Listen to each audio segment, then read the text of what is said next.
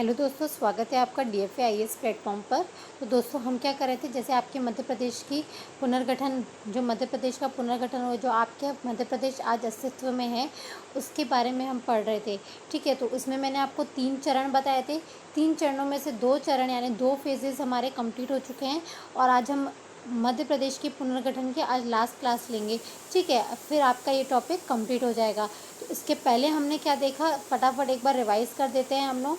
हमने देखा था मध्य प्रदेश का जो गठन हुआ था, इसके मैंने आपको 3 चरण बताए थे। ठीक है, कौन से 1947 से, ठीक है 1947 में, फिर 1947 से के बाद 56 तक वही चला, फिर 1956 से, ठीक है 1956 में कुछ चेंजेस हुए जो 2000 तक चले, फिर 2000 में चेंजेस हुए जो आज तक क्या हो रहे हैं, आपके चल रहा है। ठीक है, तो इसमें हमने बताया था कि 1947 में जब आपका भारत देश आज़ाद हुआ था, तो इसमें मध्य प्रदेश के टोटल जो जितने भी आपके भारत के राज्य थे, ठीक है रियासतें थी, उनको 4 ग्रुप में बांटा गया था, part A, part B, part C and part D. तो तीनों पार्ट में से, क्योंकि पार्ट डी में आपका अंडमान निकोबार था, तो पार्ट 3 में आपके जितने भी क्या थे, मध्य प्रदेश के भूभाग थे, उनको क्या किया गया, एक साथ रखा गया और उनके प्रमुखों के बारे में बताया गया। फॉर एग्जांपल सीपी एवं बराड़ क्षेत्र आपको दिख रहा होगा यहाँ पे।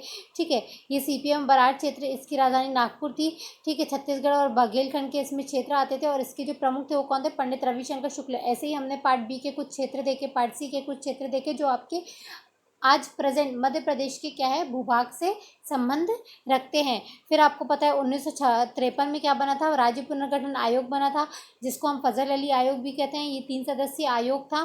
ठीक है, जिसमें पंडित HN कुंजरू और आपके सरदार KM पणिकर थे। ठीक है, इसी ने क्या किया, इन्हीं की अनुशंसा के आधार पर भाषाई राज्यों के जो मांग बहुत ज़ोर शोर से हमारे भारत देश में चल रही थी, उन पर इन आयोग को बनाया गया था, उसी पर एक एनालिसिस करने के लिए। और उन्होंने अनुशंसा की कि एक राज्य पुनर्गठन अधिनियम आया। फिर इन्हीं की क्या है, सिफारिशों के आधार पर, अनुशंसाओं के आधार पर एक अधिनियम बना, राज्य पुनर्गठन अधिनियम।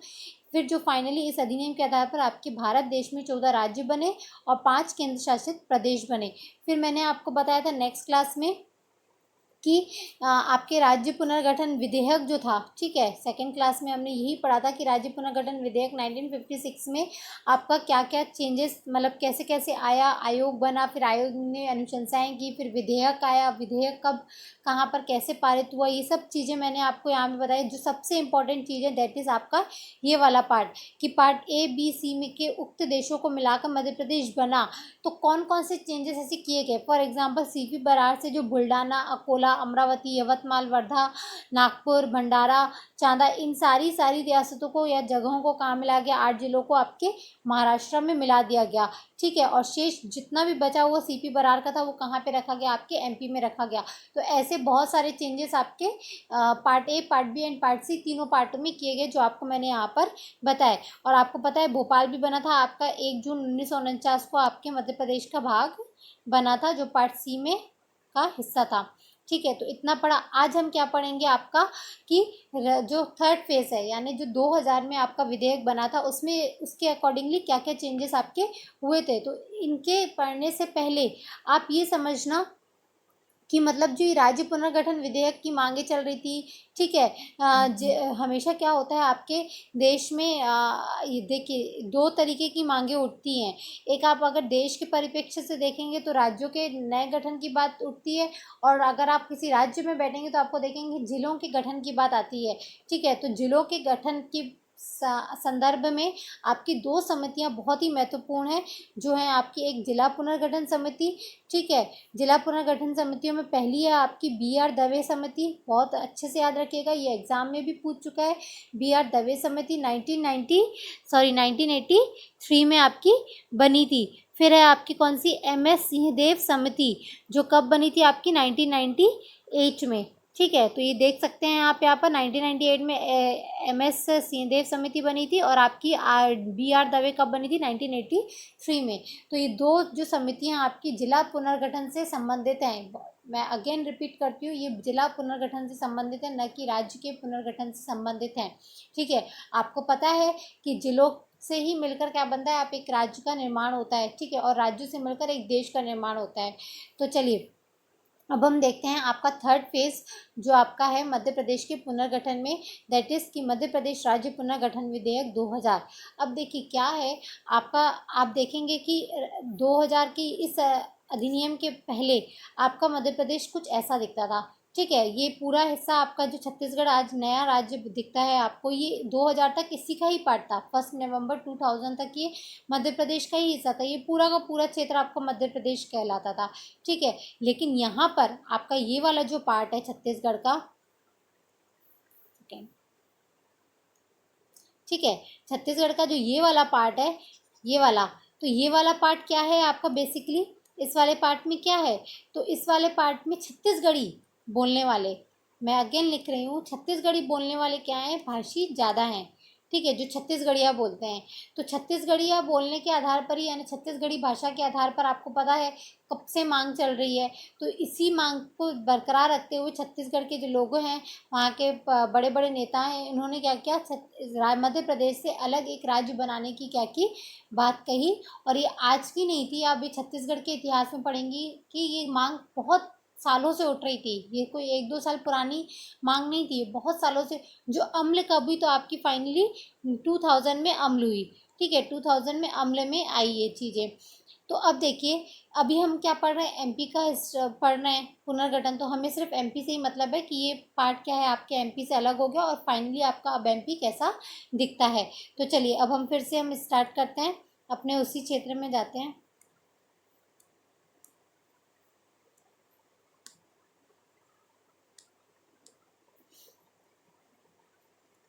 तो ये है आपका ये वाला हिस्सा। ठीक है, तो देखिए मध्य प्रदेश राज्य पुनर्गठन विधेयक के बारे में हम पहले देख लेते हैं। अब कोई मांग आएगी और मांग में अगर कुछ वजूद है और वो मांग बहुत ही ज़्यादा ज़ोरों शोरों से चल रही है, तो उस पर सरकार उसको अमल में लाने के लिए क्या बनाती है, एक अधिनियम बनाती है। और अधिनियम को बनाने के लिए क्या चाहिए रहता है, एक बिल चाहिए रहता है।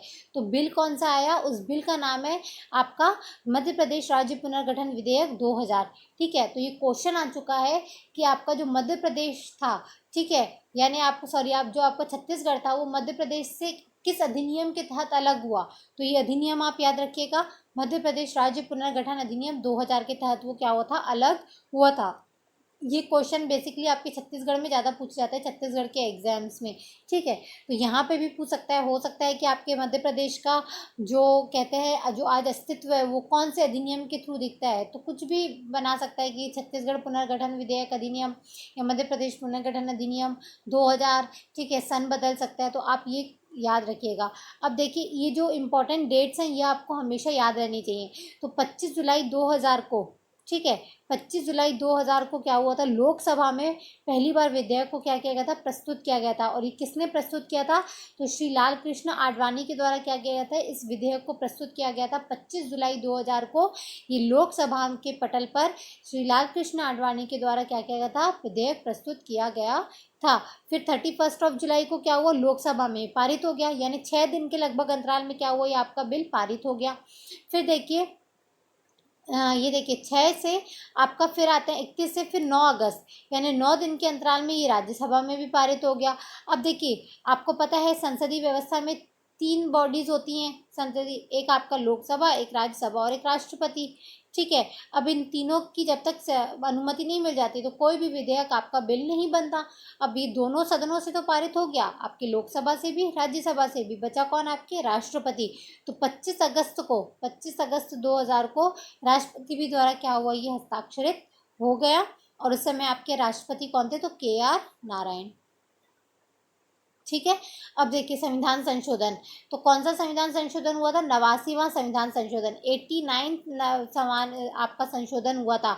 ठीक है, और ये संशोधन क्यों हुआ, क्योंकि अब आपके भारतीय राज्यों में, ठीक है, जो आपका बोलते हैं संघ है, भारत संघ है, उसमें उस संघ में एक इकाई और नई जुड़ गई। नई तो वो थी तो पहले से ही, उसका गठन हो गया। ठीक है, जुड़ना इस आप अगर कोई नए क्षेत्र को आप अपने भारत राज्य में सम्मिलित करते, जैसे बांग्लादेश से अभी 2015 में क्या हुआ था, कुछ क्षेत्रों को भारत में सम्मिलित किया गया था, तो उनका क्या हुआ, एक तरीके से वो इसमें ऐड हुए, जुड़े। लेकिन यहाँ पर छत्तीसगढ़ का जो क्षेत्र था वो पहले से ही विद्यमान था, वो क्या हुआ, गठित हुआ, नया राज्य गठित हुआ। ठीक है, तो गठन में और जुड़ने में दोनों में क्या है, डिफरेंस है। ठीक है, तो गठित हुआ, तो संविधान संशोधन 89वें संविधान संशोधन के थ्रू क्या हुआ, आपके छत्तीसगढ़ राज्य का क्या हुआ, नवनिर्मित छत्तीसगढ़ राज्य का क्या हुआ, गठन हुआ। तो 1 नवंबर 2000 को संविधान के अनुच्छेद 3 के तहत छत्तीसगढ़ राज्य की क्या हुई, स्थापना हुई। और ये आपके भारत का कौन सा राज्य था, 26वां राज्य था। ठीक है, और मध्य प्रदेश से अलग हुआ, क्षेत्र कितना था, लगभग 3.47% क्षेत्र था। और इसको याद रखिएगा डेटा को, क्योंकि ये एग्जाम में पूछा जाता है। और तत्कालीन उस समय आपके मध्य प्रदेश में कितने जिले थे, जब आपका छत्तीसगढ़ अलग हुआ था तो उस समय आपके मध्य प्रदेश में 45 जिले थे। तो ये है आपके कुछ इंपॉर्टेंट पॉइंट्स आपके थर्ड फेज से, यानी तीसरे चरण से संबंधित आपके मध्य प्रदेश पुनर्गठन के। अब हम चलते हैं कि इस दौरान आपके कौन कौन से नए राज्य बने और कौन कौन से अभी तक आपके कितने राज्य हैं। तो आपको पता है टोटल 52 राज्य हैं आपके मध्य प्रदेश में। ठीक है, तो जो 45 से 52 तक कैसे हुए, तो इनको हमको क्या करना है, सबको एक बार देखना है। ठीक है, तो ये देखते हैं हम। तो सबसे नवीन जिला बना श्योपुर। श्योपुर किससे अलग हुआ था, मुरैना से। तो ये देखिए यहाँ पर आपको देखेगा श्योपुर।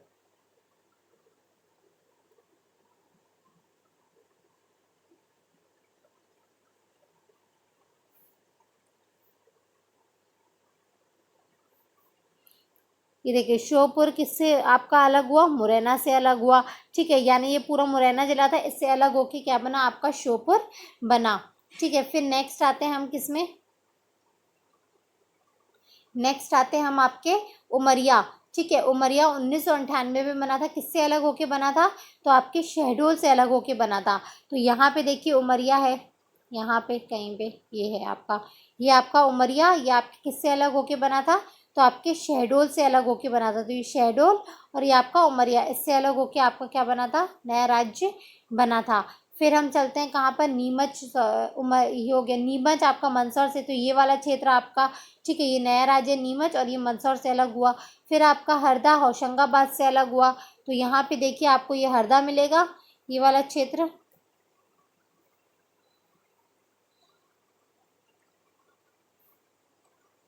ये देखिए ये वाला आपका क्षेत्र कौन सा है, हरदा, और ये होशंगाबाद से अलग हुआ था।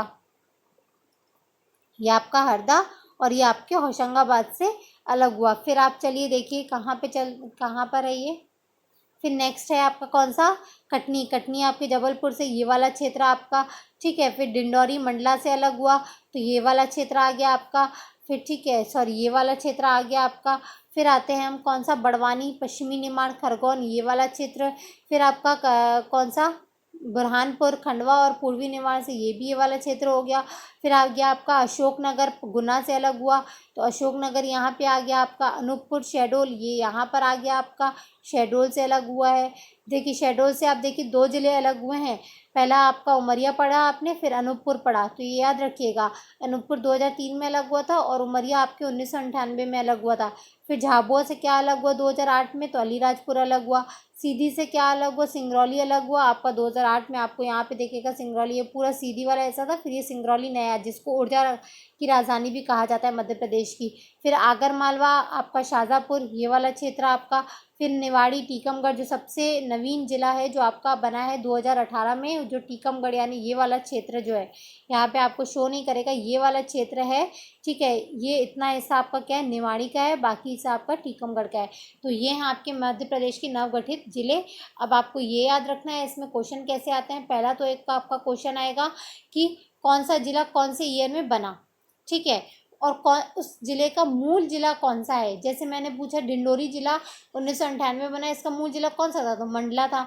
ठीक है, फिर अनूपपुर किससे अलग हुआ, तो शहडोल से। निवाड़ी किससे अलग हुआ, टीकमगढ़ से। तो ये आपको फैक्ट्स क्या करने हैं, आपको ईयर वाइज हमको एक बार देखिए, यहाँ से अगर आपको इजी दिखे ना, यहाँ क्या बना दीजिए, कोड बना दीजिए। कोड आपके ही बने होने चाहिए, मेरे बनाए हुए कोडों से आप कुछ भी नहीं कर पाएंगे। ठीक है, तो जितना हो सके आप अपने जैसे शो, उमरिया, नीमच, हरदा, कटनी, डिंडोरी, बड़वानी आपका, ये सारे के सारे कितने हैं आपके, 1998 में हैं आपके, 1998 में मिले। तो इनके कंपैरिजन में आप रखते हुए इनके मूल जिलों के नाम नाम याद कर लीजिए, ये एक लिस्ट बन जाएगी। फिर 2003 में 3 ज़िले हैं, उनको अलग कर दीजिए। फिर 2008 में 2 ज़िले हैं, उनको अलग कर दीजिए। एक 2013 में, एक आपका 2018 में। तो ऐसे करके आप पढ़िए और मैप को देखना मत भूलिएगा। मैं दोस्तों आपको बार बार कहती हूँ कि बिना मैप को देखे आप अपनी स्टडी मत रखिएगा, चाहे वो आप हिस्ट्री पढ़ो, चाहे आप ज्योग्राफी पढ़ो, कुछ भी पढ़ो। ठीक है, तो मिलते हैं हम अपने अगले लेक्चर में। आपको अगर ये लेक्चर पसंद आए, ठीक है, तो प्लीज़ इसमें आप लाइक, शेयर और सब्सक्राइब करना मत भूलेगा। और अगर आपको कहीं पे कमी दिखती है तो कमेंट सेक्शन में कमेंट करना मत भूलेगा। अगर आपको किसी और भी टॉपिक पर अगर आपको लगता है कि मैं सेशन बनाऊं तो प्लीज़ आप कमेंट सेक्शन में कमेंट करके बताइएगा। धन्यवाद दोस्तों।